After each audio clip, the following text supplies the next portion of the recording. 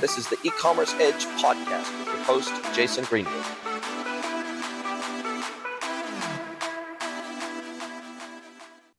Hello, everybody, and welcome to another episode of the E-Commerce Edge podcast with me, Jason Greenwood, your host. It is my pleasure to welcome our next amazing guest, Max Sugrue, and he is the founder of Chaching. Welcome to the pod, Max. Thank you. It's wonderful to be here. It's awesome to have you along for the ride today as well. And you said you're dialing in from the great, it's not really a state, is it? It's like a city-state of Washington. Yeah, and how long you been based in Washington? Just a couple months now, actually. We've been Wow. really fortunate. We have a lot of support, and we're getting Chaching out to as many folks as possible. So it's really wonderful. I love it. And you have been running Chaching for nearly 5 years now. But before we get into what Chaching is and does, why don't you tell me how you came to be in this space of e-commerce, digital, etc. You're what I like to consider a serial entrepreneur, co-founder of Vintro, and then we're also in investment banking for a while by the looks of things as well. So why don't you walk down memory lane for me and help me understand how you got into this space? Yeah, so I really stumbled into it, actually. My background primarily is actually high energy physics, which I've been doing for a while now.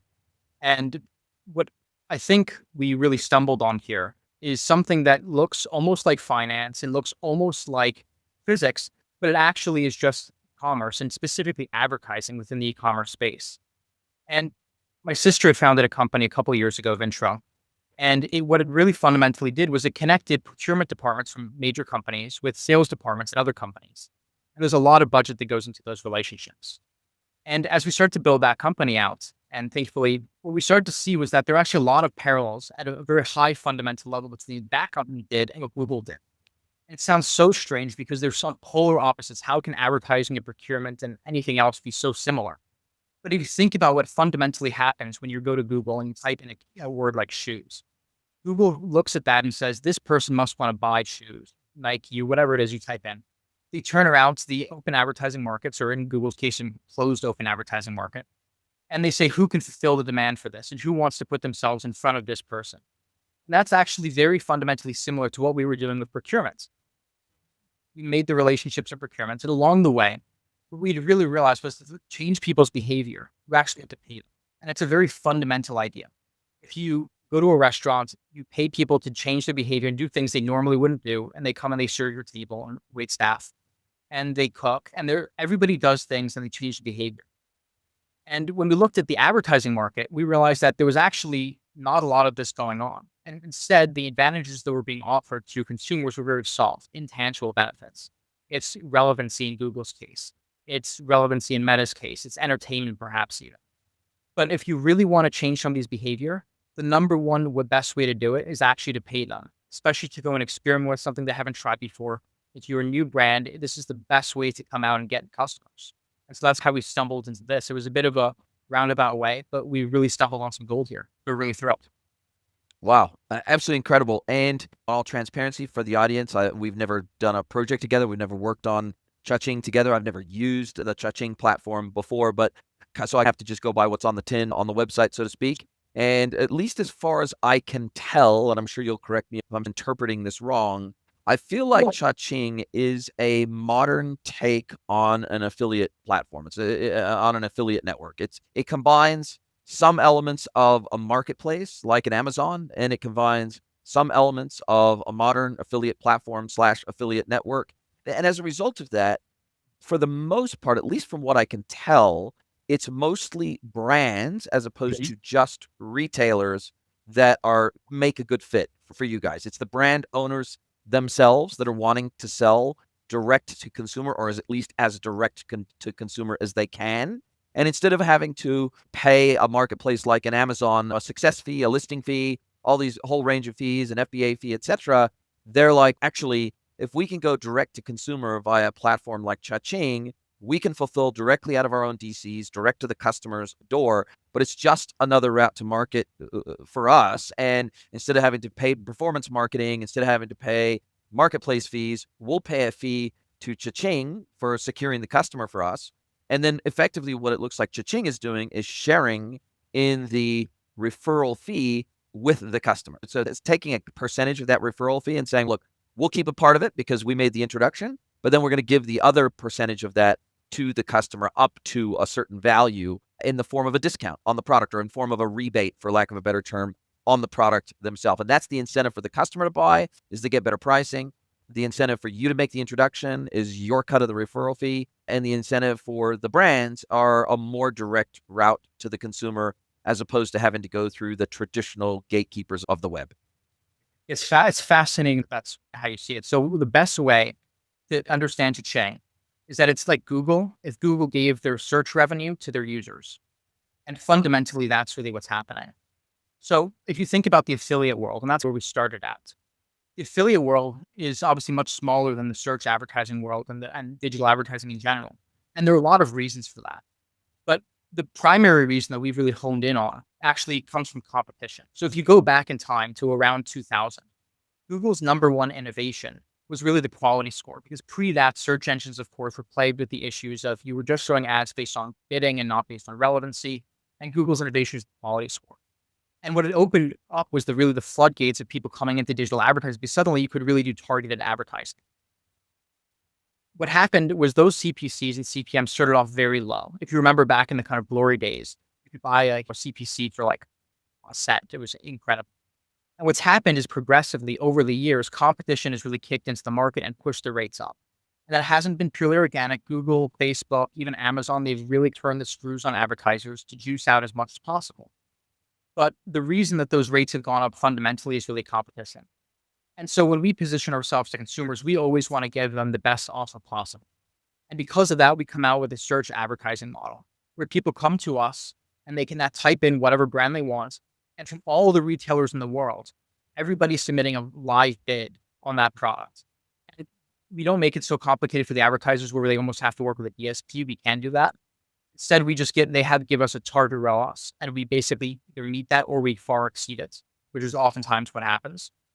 And what takes place on the consumer's end is it's almost like they receive cash back, and we do it very quickly for them. So instead of on traditional cash back platforms, we have to wait 90 days. We've shortened that down to just the next week. So if you buy something today, next Wednesday, you will be getting cash back into your bank account, which is an incredible speed difference there. And there are a lot of really cool cutting edge things that really go into making that possible. But fundamentally, what we've really done is we've taken the affiliate model, if you will, and we've introduced a lot of competition to it. And because of that, we can not only exceed the CPA for brands, we can also deliver these incredible consumer advantages. So let's say that you're a college kid and you want to go buy makeup, for example, you're going out this week. Somebody will come to us, type in that they want to buy L'Oreal or whatever it is they want to buy, Maybelline. We go out and we turn around to the market and we say, submit your bids, and we surface those to the consumers. The consumer goes through, buys directly from the brand, so they own the customer relationship. We're not Amazon in the sense that we take any of this data or that we are the fulfillment partner. If that is completely your own platform. And we return whatever that CPA is, the vast majority of it, 95% in fact, to the consumer. And our cut in that is very small because we really see ourselves as fighting inflation.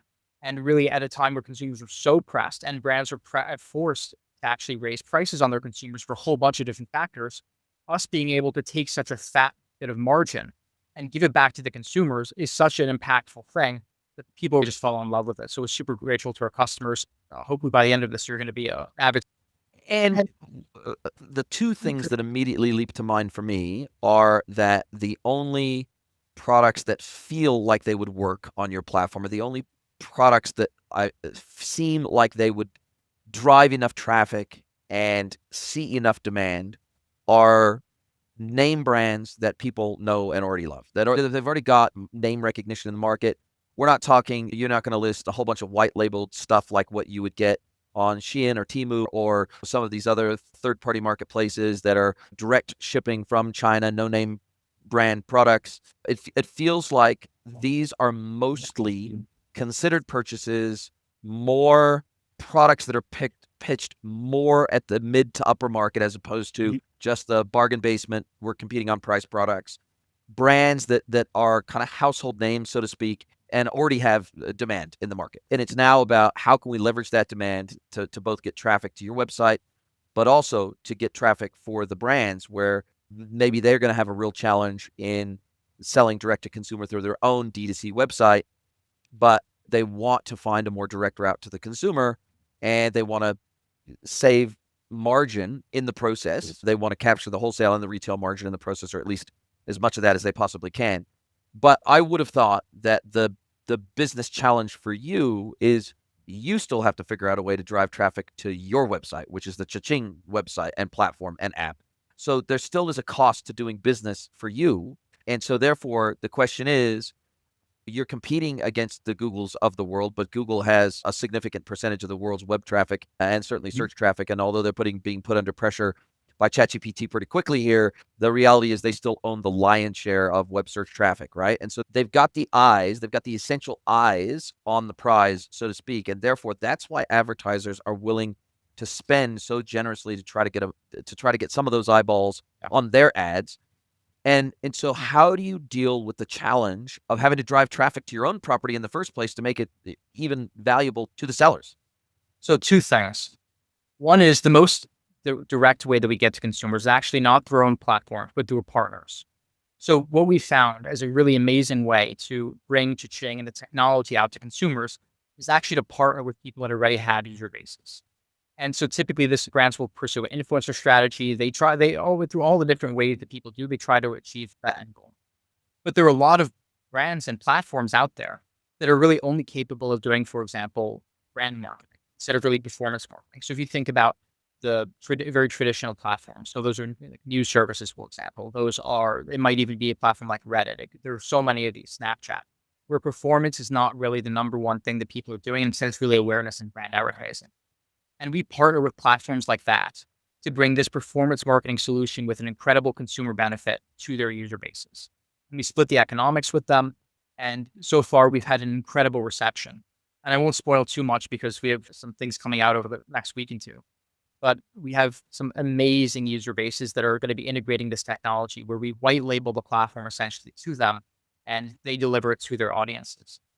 And by the end of the year, we're on track to be in the hundreds of millions of consumers. And as we start to really prove it out with those partners, really ramping it up from there. Our first partner has been Mike Tyson, who started out with us last week. And he's really been pushing to his white label site, Price Fighter. So price-fighter.com. And so far, he's really been an incredible supporter in terms of bringing the fight against inflation straight to the forefront there. The other thing that you mentioned is really the brand strategy. So what really works for us, as you said, is really considered purchases. We do really well when people have to buy a high ticket item. So mattresses are huge, computers, TVs, it's even kitchen appliances, blenders. It's really expensive makeup. So this Creed perfume, for example, Creed fragrances. This is the kind of stuff that we really have that really flies. And the reason is fundamentally because that's really what consumers really feel the pain on the most and what they really care about. If people are getting back 5 cents, doesn't really matter. But when people end up taking back $100 on a $400 TV, that's really impactful. It's a really meaningful savings. And we've made the decision internally that we are going to always be the champions and defenders of brands themselves, because that's really how consumers shop, but also it's really what brands care about. You think about Amazon as the kind of antithesis of this.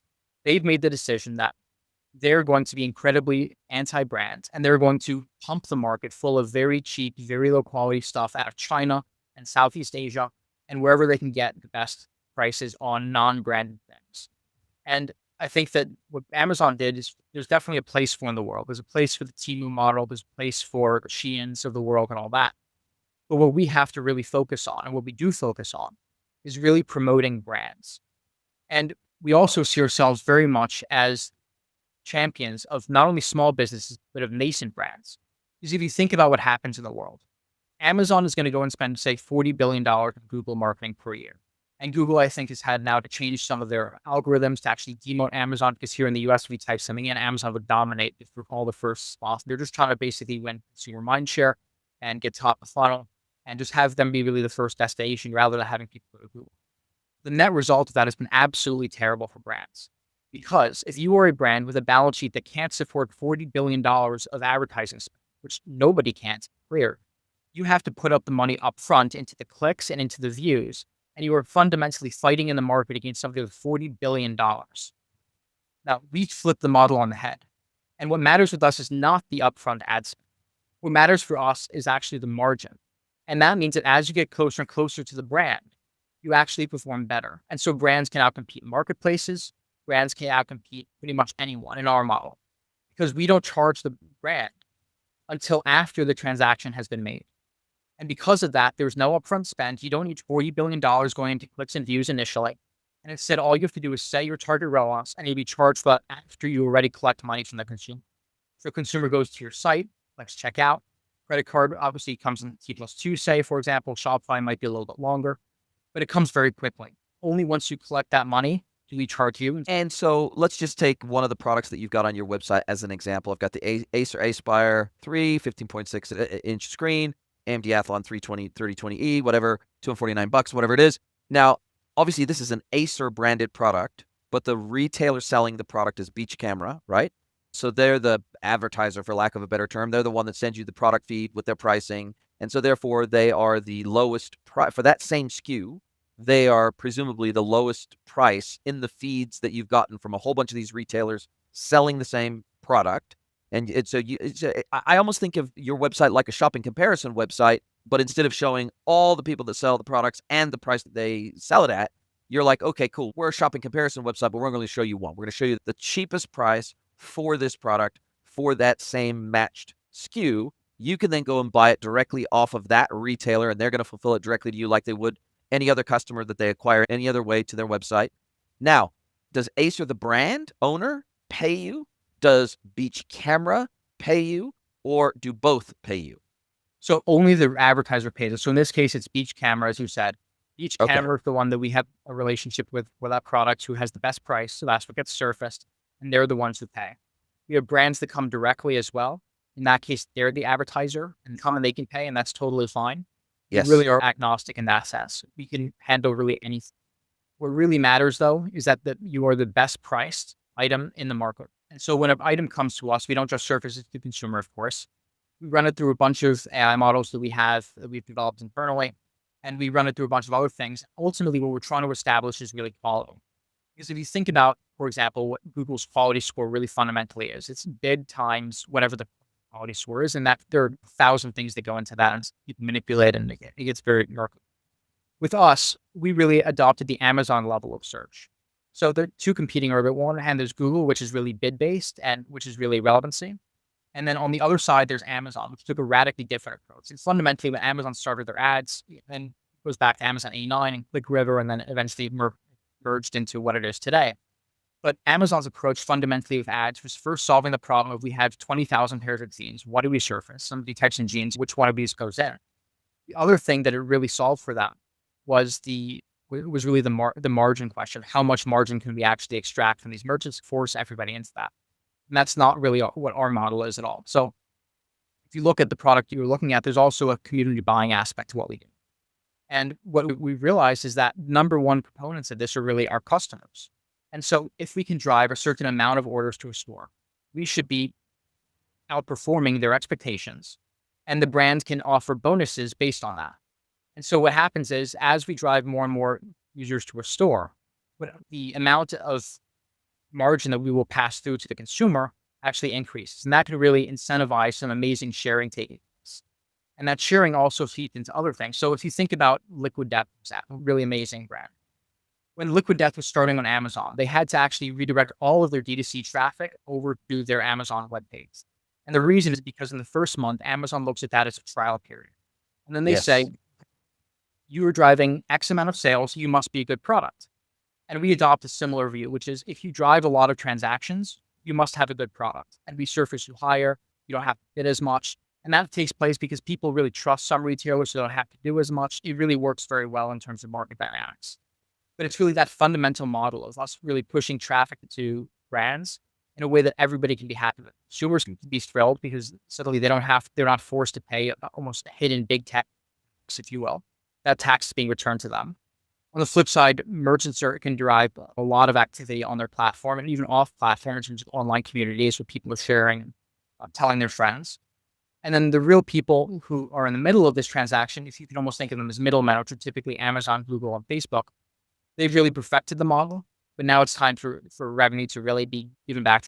And how do your fees, your rev share fees, or whatever you want to call it, your referral fees, whatever it is, how do they compare to something like a Google? And the reason I ask that question is because if I'm Beach Camera, for example, sure, I may hate the meta tax, I may hate the Google tax, but if paying them their gatekeeper fee, for lack of a better term, is ultimately going to end up being less than the fee that I pay to you, which has to be split three ways. It has to be split with the customer, that's split with you, and it has to be split with your publishing partners or your advertising partners that you're basically advertising through. Then obviously you have to be able to make enough money to have a sustainable business yourself. Yeah. The publishers have to have a sustainable business, and the consumer has to sense enough of a win where they go, this is worthwhile for me to join and actually start my search here as opposed to starting my search in Google, right? So it's got to be a win-win.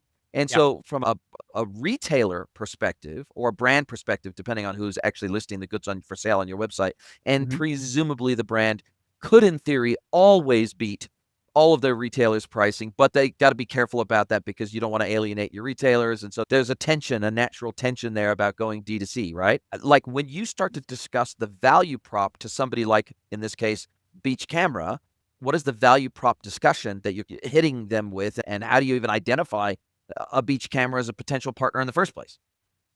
So Beach Camera, we identified them because they're one of Amazon's actually largest retailers, and they're one of the people getting squeezed the most. But our typical approach with merchants is to say, well, you guys are paying, in Amazon's case, on average, over 50% of the money to Amazon. In Google's case, it's enormous. On Meta, depending on the vertical, it's anywhere from mind-boggling 70, 80%, all the way down to 50%. And there's huge amounts of money going out. So what we tell them is we're going to charge you a little bit less.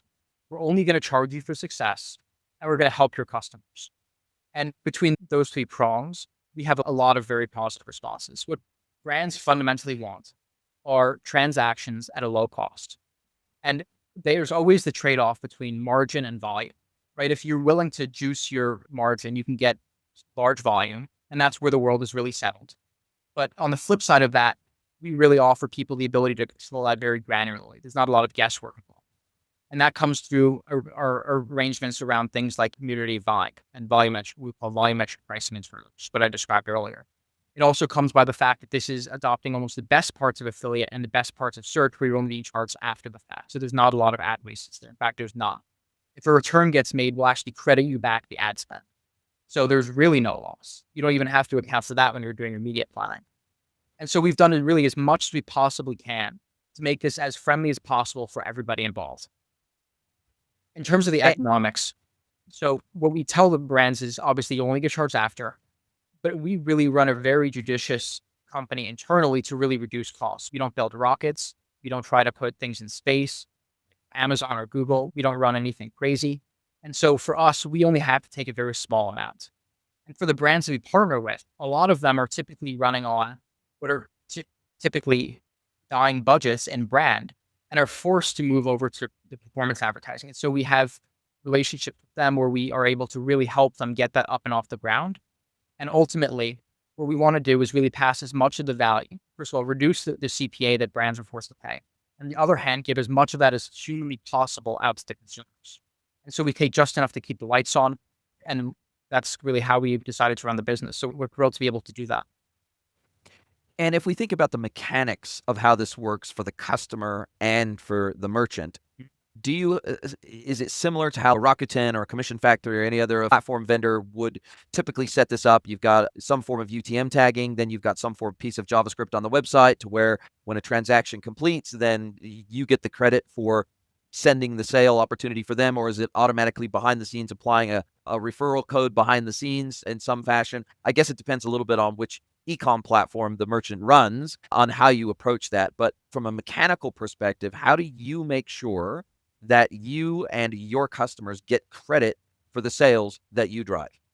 Yeah, this is something that obviously has been plaguing the affiliate industry for a long time. And there have been scandals with Honey recently. Yes. Honey a year ago or so. And we've had lots of conversations about specifically topics like these and how people can really navigate this minefield, if you will.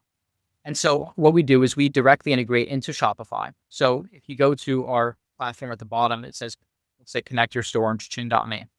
If you click there, we offer a bunch of different options. So we work with Magento, Salesforce, we work with obviously Shopify, smaller platforms as well. We can do commerce. We can also even handle direct integrations where it's really API to API for really large clients.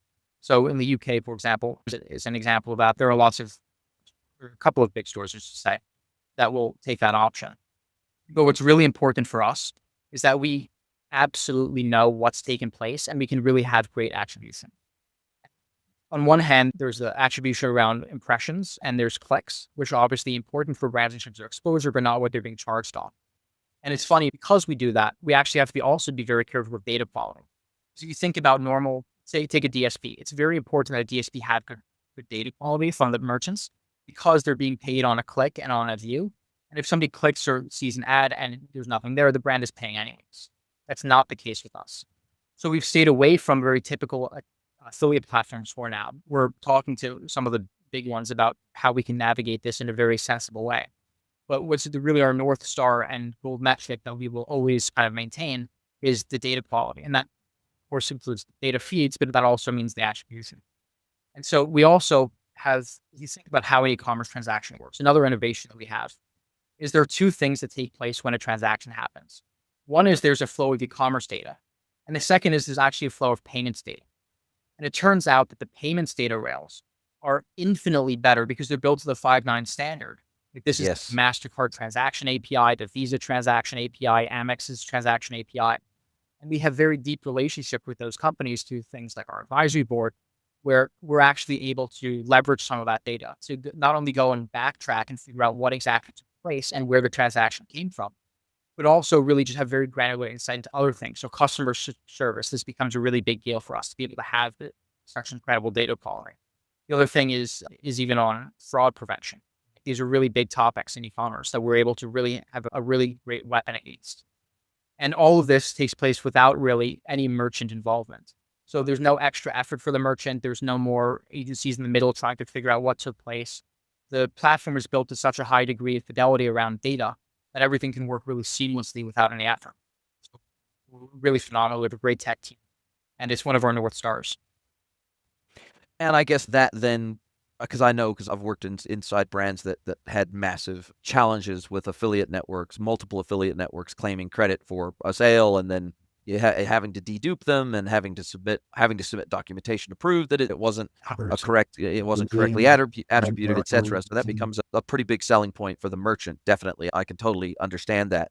Now, how do you?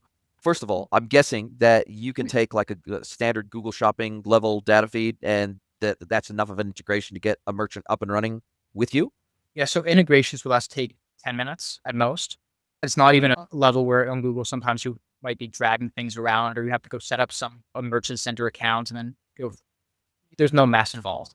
It literally takes 10 minutes. It's a matter, if you're on Shopify, it's literally clicking a couple boxes to just enable the data sharing.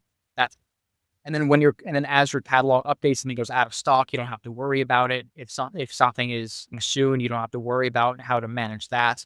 It just removes literally all of the complexity out of this whatsoever. So it's literally a matter of clicking a couple boxes. The whole process, start to finish, takes you literally 10 minutes, and it's incredibly simple. So I'd say it's even easier in Google, to be honest with you. And there's no update from there. There's literally no update. Okay, and how are you guys going out and securing new partners, both in terms of publishing and advertising partners, but also merchant partners? What is your go-to-market play around helping these businesses and brands know you exist, understand your value prop, and helping them get onboarded? And because this is another channel they will have to manage, there's a little bit of effort behind the scenes just to make sure that it's all managed and that the payouts happen correctly and the rebates happen to you so that you then can rebate the customer and all that sort of stuff. So there is a little bit of mechanics involved in getting this up and running, mainly from an operational perspective and making sure that everybody's winning. So how do you generate? I'm guessing that being on podcasts like this, and there's lots of ways you're getting the word out that you exist. But what have you found as this scalable way to get in front of more merchants? So the number one thing is we try to get merchants on a bit preemptively. So if you're a merchant, let's do this now, go and explore, check us out, integrate. It's the easiest thing in the world. But what our number one way and the way that we really spin the flywheel is by looking at the merchant pool and saying, wow, we have these amazing brands. So let's push traffic to them. And we do that internally. Sometimes merchants reach out and say, would you mind putting us on, say, the homepage? Would you mind sending an email about us? Would you mind getting, say, Mike Tyson to come out and talk about me? And our answer to that is 2 thumbs up. Absolutely. We'd love to. Let's do it. And it doesn't cost anything. We're not going to do what anyone else does and charge for that. For us, it's really a symbiotic relationship. And we're really thrilled to be able to do that.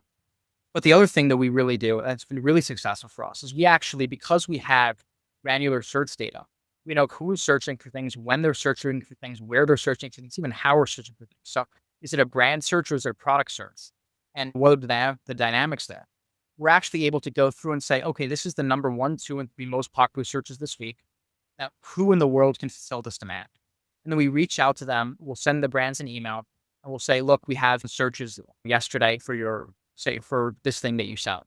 We would love to work with you. Right now, this is a really blue ocean. There's no other brand fulfilling this demand. We'd love to get you involved. And then we start open conversations that way. But for us, it's really the classic formula. It's right product, right audience, and right timing. And it's really the combination of those 3 things that really make this work for everyone. And where is your target market today, and where would you like that to get to? Do you work with merchants all around the world? Do you primarily work within the continental United States today? What's your expansion model, expansion plan from a regional support perspective? Obviously, it's impossible to support the entire world from day one, but because there's just so many aspects of this involved, and obviously currencies and taxes, and there's just all sorts of complexities around going and penetrating new markets. So what is your target market today, and what's on your radar in terms of next huge markets to hit? So right now, we're really US focused. 2 real reasons there. One is because we have amazing distribution partners here. So over the coming months, we're going to be going live with banks with enormous social media platforms that are typically very much brand advertising, as I mentioned before. We're going to go live with an increasing stable of kind of influencers and people that really believe in our mission and really believe in helping people, and will really go the extra mile in terms of getting this out there for us. We are a huge range of partnerships. A lot of them are really centered here in the US. Outside of that, we have requests from some of those partners, actually, funnily enough, to be able to go into their secondary markets or their tertiary markets and really hold hands together and walk into those markets. And for us, that's really the important thing, is where the users are. So right now, for example, obviously I said people really come to us, they buy high ticket items. So it's when somebody really wants to buy something that costs $100+, that's where we shine. If you want to buy something that's $2 from Temu, this is not the place for that. Just stay on Temu, great platform, go to Amazon, build fine. But for us, what's really important is really defending those brands. So the other thing is really going to the brands and saying, where do you want to go? Where do you think there's opportunity for you guys to grow? And can we then go find a partner in that place and go do that? So funnily enough, one of our next markets, and this is of course down the road because we're hyper focused on the US right now, is actually going to be Japan, funnily enough. Because for one of our partners, that's actually their second largest user base. And that's I think just north of 100 million users in that market, if I'm remembering correctly what I saw. But for us, it's really partnering with other people to get there. As I said, this is not about us. We would never survive if we had to put the ad budgets into this. Thankfully, we found ways around that. So for us, it's where our partners are. It's where we'll go. Network effects, right? You tapping into all these network effects where it can hopefully be a win for everybody. Amazing. What's next on your radar? Obviously, you've got new markets, you've got new verticals, new categories, new opportunities, new publishing partners. Totally understand that. But from a platform core, like architecture, feature, and functionality perspective, is there anything that's important on your radar that your merchant customers, your publishing company customers or partners, that they're asking you to do today or to deliver today that you don't yet deliver, that you're working on? Or is there anything else in the market that you say, hey, look, this is going to help us stand out. This is going to help us to do more things. This is going to help us to get in front of more consumers. I know that you had some influencer partnerships that you were talking about, but from a technology perspective, is there anything you feel like there's some gaps there that you'd like to fill over the next 6, 12, 18 months? 100%. In fact, one thing I'll tell you, which is an internal secret, but it's going to blow your mind. So what we're building right now. So right now, it's of course very much a search-based platform. And that's very fundamental to the core identity. So we thought for a long time, how do we pull people in from other traffic sources, but still maintain that core competition? Because this is not anything like a Rocket 10 where you're on the site already and you're just cannibalizing organic traffic. You just click accept, you get your 2%, and you just didn't do anything. The store had you as a customer anyways. So what we've built and what will be released in the coming weeks is actually as well a browser extension. And what we're going to do is if you are on the site of a non-participating merchant, so let's say that hypothetically, Neiman Marcus is on one side and Macy's is on the other. If you are shopping for something and say Neiman Marcus is a merchant that we work with, and you're on Macy's, which we do not work with, and you're looking at something that Neiman Marcus has, we're able to pull you back into Chaching, run the search auction for whatever that product or whatever that brand was, and then direct you out to the merchants that we work with. And so what we're able to do actually is take your normal behavior, which is to go out and do your normal exploration, go take a look around multiple sites, open 17 browser tabs, however it is people shop, and actually pull them into the Chaching environment. And in doing so, we take traffic away from non-participating merchants and we drive it every single time to the participating merchants. And so it's almost as if you had Ulta Beauty on one side and Sephora on the other. And you had Sephora just ripping customers out of the Ulta properties, putting them over into their own properties. And we're going to be doing that for participating merchants. And that should be released in the coming weeks, actually. But there are other things that people really care about. So we've done a lot of learnings around, for example, the UI, UX of the platform. It's all getting a very significant upgrade, actually, in the next 3 weeks. And so it'll not only be much more customizable as a white label platform. So, for example, with PriceFire, having Mike Tyson up there, completely new look and feel, all of those things are going to really be amazing. But also, just from a conversion standpoint, of course, it's little things that are very obvious to designers in e-commerce. It's background, little things that we're really going to be driving. But we're really lucky in that a lot of the standard requests that if the normal platforms get, why is the attribution here not working? Why is this not working? You don't get a lot of those requests. We really typically get new feature requests in terms of, I want more of this. How do I get more? I would love for you guys to be able to help me out with this problem over here. Funnily enough, we've also even had to help merchants at times with their data. So an example, pricing your items is an incredibly difficult task. And some of these merchants that we work with have had to go out and hire other developers to actually come in and price against whatever benchmarks they have internally. And there are apps on Shopify store that can do this, but it doesn't really work. And it doesn't really go up against the major marketplaces that consumers benchmark against Walmarts and the Amazons. And we have truly interpretable data quality internally. That's not only in terms of pricing, but that's even in terms of just basic taxonomy. So if you're a store, of course, that sells multiple items, how do you know what's out there? And you can go to Feedonomics, and pricing is seen. Go data feed or any one of 100 different feed engines. Terrible. And they're not even that accurate. They think that they call it 90% success rate is great. And that's all very subjective. And on top of that, if you're a customer and every 10th item, like you search for a bed and every 10th item is a blender, that's just a bad experience. It's not okay. And we have pretty close to 100% knowledge in terms of what items are. And we leverage, in this case, some existing models that are out there in terms of an AI, raw, even Claude at times as needed. So we've really managed to do a lot of engineering around those platforms so we'll get really good data. And so we're even in some cases able to really help merchants say, look, we're going to do this anyways. We'll just give it to you. So you can improve your own experience on your own site, your own platform. It'll be the best data quality experience you've ever had in your life. And we'll do it for free. Just working together anyways. As I said, this is really a partnership. We like to partner with merchants. We don't see them as clients or customers. This is 100% symbiotic. Funnily enough, Beach, which is the merchant that was selling the laptop earlier, I believe, one of our not only original partners, but somebody that we've really decided that we're really going to be incredibly helpful with and really go the extra mile.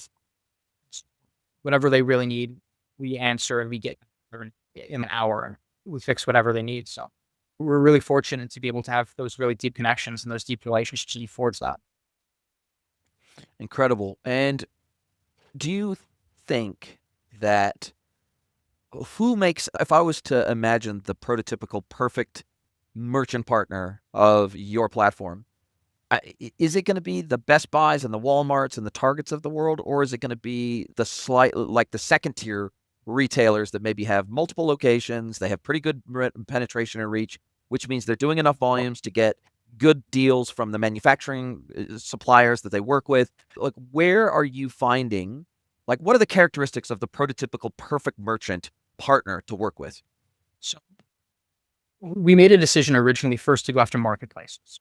And the reason is because from a customer experience standpoint, having so many different brands come on at once is a huge advantage rather than having to go and rifle shoot. We can just take a shotgun approach, which is one connection. We've managed to work as well with DSPs and other platforms. So Connexity is an example of that. So we have ways to get one relationship and bring a lot of people along for the ride. Having said that, the best merchants that we work with are ones who are actually the second or third in their markets. So if you take the beauty market, for example, obviously it's dominated by companies like Sephora, but there's so many other merchants. There's everything from kind of Blue Mercury to, there's just so many out there, and everybody's fighting the same battles, and they're definitely losers. If you think about in the Home Depot versus kind of Ace Hardware versus all that, there's dominant players and then there's everybody else, but they all carry roughly the same products. They all have roughly the same margins. It's just a factor of, how have you managed to reach customers? And so when we reach out, we try to actually reach out to people who are really well established, but not dominating their markets. They're not the Amazons. We'll go for Walmart. We typically don't go for Amazon. It's not to say we don't want to work with anybody. We'd love to work with everybody, but it's just that there are some brands who are feeling the pain to an extra high degree.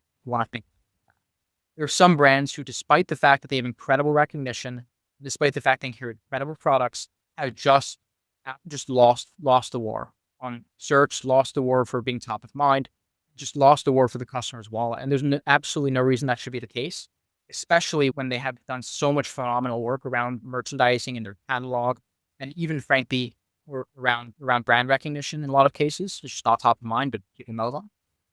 And so that's really our sweet spot. And so as we've also really done a segmented approach, if you will. So our first merchants were actually beauty merchants. And so what we did is we went out to actually the suppliers of some of these big retailers. We said, look, you guys who are actually running your own commerce platforms, just not winning. We can help you with that. And so we started out with beauty, and we managed to have a lot of success there. Then the next thing we really moved on to was electronics.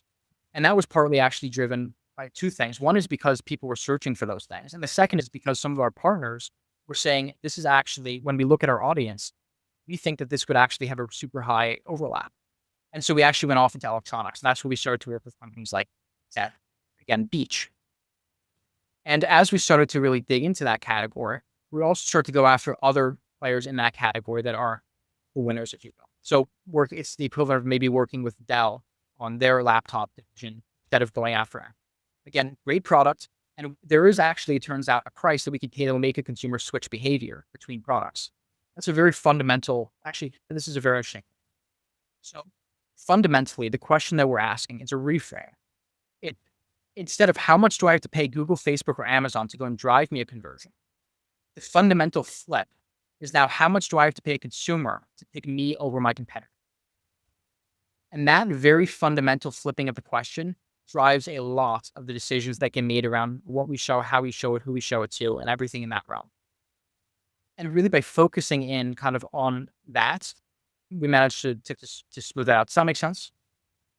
Yeah, absolutely makes complete sense. And I assumed that sort of second tier of merchants, not the first tier that they're everywhere and they've got 1,000 locations, and I've got a Home Depot here in Mexico in Puebla City, and even all the locals here know what Home Depot is. And it's hard for the local ferreterias, which are like the local shops that would sell like hardware and plumbing supplies and all that sort of stuff. It's really hard for them to compete against the likes of a Home Depot. It really is. But there are some that are very large and they carry a lot of product. It's just they're not as well known. And so it would feel to me like that second tier of merchant that isn't a household name yet, but yet they have all the attributes to make them a household name, or what should make them a household name, but they're just not getting in front of enough eyeballs. It feels like they would make a great merchant partner because they have a need and you have a need. You have a need for supply. They have a need for demand. And you're connecting those two, right? It turns out that the point at which your average consumer will switch their behavior is at around ROAS 5. And what that means tangibly is if I offer 20%, so me as Chaching, I offer, say, 20%, I can actually get a consumer to switch their behavior entirely. If you were going to the store to buy Cheerios, I can get you to buy Lucky Charms. And it turns out that 20% threshold is the psychological marker which we can switch consumer behavior. And it takes you out of just a pure play. Who is offering the best thing? Is it Sephora or is it Ulta? And it takes you into, okay, even between, say, Nike and Adidas, I'm actually willing to go and try Puma because I'm just being offered something phenomenal there. And that's the market at which people will change behavior. And of course, there's variance, right? It depends on the category. That's really specifically what you're looking for. Maybe there's some feature that some product has and just absolutely require. In Yes. general, it's ROAS 5 threshold is where we can actually change consumer behavior, not just within the winner of the auction, but even within consumer decision-making and behavior. Yeah, that holds true. I normally buy Nikes, for example, and I normally love Nikes, but first of all, they're harder to get here in Mexico than they are in the US. And second of all, like when I'm on Amazon or whatever, I find that their pricing is super inflated versus, say the US. Whereas Adidas here is much more widely available, and the pricing is like 25 to 40% less for the equivalent shoe here in Mexico. So not only can you get them, but their pricing is so much better that now I've switched almost wholesale to buying Adidas here instead over Nikes because I can get them and they're significantly cheaper. So I think that comes down to what you're talking about. I'll tell you, it's absolutely fascinating. So earlier we talked about my background and how we came to this. And what you're describing right now is exactly what takes place in financial markets. So I'll give you the analogy. We are actually a market maker. And Google is actually a market maker. And Facebook and Amazon and all these companies are actually just market makers. On one hand, there's supply, and on one side, there's demand, and they just match them. And see, they arbitrage it. So Yes. what we do actually is we are always trying to gauge the maximum amount of money that a consumer needs to make a transaction and say, I will do that. I will undertake that action. And the minimum amount of money that the advertiser has to really pay for that. And we're constantly trying to make this arbitrage so that consumers will buy things and advertisers are basically optimized. And DSPs are very similar. It's common. And this is exactly, so if you think about the massive financial institutions that are market makers, this is what they do all day, every day. It's I'm buying at this price, I'm trying to sell at this price. I'm trying to pay consumers this, and I'm trying to buy it at this. And I'm just trying every day to press the scales in different ways and arbitrage all that profit out of the center. And that's exactly what our role here is, to optimize for both sides so that we can figure out what the optimal transaction patterns are. Funnily enough, there's so much fat in between all these systems. That's part of the reason why all these major companies have had to really go out. Why Google comes out and will give better pricing to people with better data. There's so many things that fall into this. It's not quite as simple as just the game of optimizing. But I'm sure this is why Google has all their physics PhDs locked in a back room somewhere, just trying to do the optimization math on this. Once you really nail that arbitration math, what you actually find is that you can see how much fat is being taken out of the center. So let's take agencies, right? So agencies obviously have red and green contracts. At least historically, this is media comments, how they call. Am I getting kickbacks from the platforms that I'm pushing? And the answer by and large is yes. And if you're a brand and you see suddenly, it doesn't make any sense. I'm paying ROAS 2 on Meta, and I've gone off to Chaching, and I'm going to do ROAS 4. So I'm going to cut my ROAS, my CPA down by half. And yet, why are customers only getting paid ROAS 5 out? And I'm just talking here in terms of ROAS, but tangibly that means I'm paying 50% of my revenue on Meta, I'm paying 25% on Chaching, and why are my customers only getting 20%? It doesn't make any sense. And you can start to see where the fat in the system starts accumulating, who's running very optimized ad stacks and who isn't. And so there are lots of players in the industry who are subsisting off of a lot of that. And that includes, for example, platform partners of ours. So what is the take rate of the Mike Tyson of the world? Now, Mike's a phenomenal guy, and thankfully the economics are very attractive there because he really so fundamentally believes in this mission. But there are other platforms. If you were on Google, if Google tried to do this, why am I paying ROAS, God forbid, but like 1 on Google, just trying to be on the top here? I have to defend my territory here, and suddenly customers are coming out the other end. And funnily enough, as we have explored this space quite significantly, we've actually talked to the people at Meta who were in charge of their cashback program. And we suspect that one of the fundamental reasons why nobody has done this, at least at a big tech level, is precisely because they can't afford to A, reveal how much the take rates are, and B, being a public company and just having justify a $3 trillion market cap. You can't come out and say, I intend to give 95% of my revenue away to my customers. That they would win everybody in the world. But there's Yes. no chance you can justify a $3 trillion market cap and come out and say, I'm giving away money. It just doesn't work. It's completely antithetical to everything. And yet the game theory actually plays out in such a way that whoever does this wins. And it forces everybody else to actually come out and do it. Because consumers should fundamentally be transacting once you make the decision on the product and the brand and all that, on who can give you the best price. Maybe you want some faster shipping, maybe you want there are places for all that. Yeah. But fundamentally, what we target is we want to give consumers the best price. And that goes into everything. It goes into when we show an item to consumers. Do you have certainty this is well priced? The answer today is yes. Are the merchants doing weird things in the background? Are they jacking up their shipping? You have to watch out for it. But it's fundamentally who delivers the best price wins. And the people who take the fat out of the middle, the big tech players, are going to have a problem with this. Yeah, I mean that's obviously what Amazon set out to be and do. That was their North Star mission, is cut out the fat, but they became, unfortunately, it happens when any player becomes as dominant as they have been. Obviously, you can put the thumb on the scale at that point. So it becomes you almost run antithetical to what your original foundational sort of North Star was. Once you become a monopoly in many respects, then you start exerting monopoly power. And that's where we are today. And it's a shame, but it feels like you're putting your thumb on the other side of the scale and making it more equitable for merchants and for brands, for that matter. So I think it's an important distinction to make. Listen, this has been a fabulous conversation. I've learned a ton. Didn't fully understand the platform until we had this conversation, so I'm glad that we did.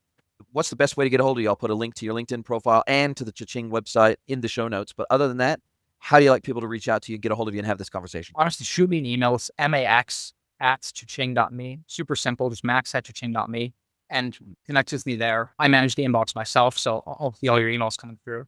And I'd love to chat. Definitely join the platform and come check out the platform, use the platform. We're going to be growing a lot over the coming months to an enormous, frankly, I think unprecedented degree. Just through activating partnerships and just onboarding more merchants. And this is really something that's not going to go away. I love it. Try to get the Google Pixel phones. I just did a search for Google Pixel, and there's no Google Pixel phones on the website. So have a look. Seriously, considering, because they got real-time translation in the latest Pixel phone. Would love to try one out. So anyways, I got room to grow, which is very exciting. If you had no more room to grow and you were at saturation, then you'd have to think of different levers that you could pull. So it's a good problem to have, so to speak.